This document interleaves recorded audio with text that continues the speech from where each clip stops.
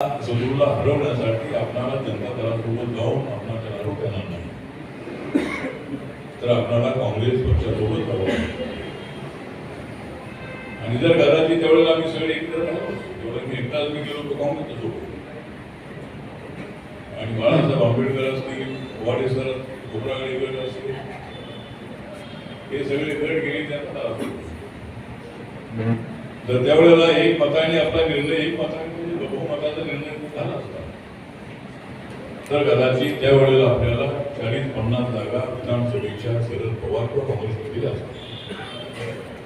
आणि त्यावेळेला काँग्रेस आणि रिपब्लिकन पक्ष अशा पद्धतीचं सरकार तेवढं झालं असतं. आणि त्यावेळेला आपले 12-15 मंत्री होऊ शकले असते.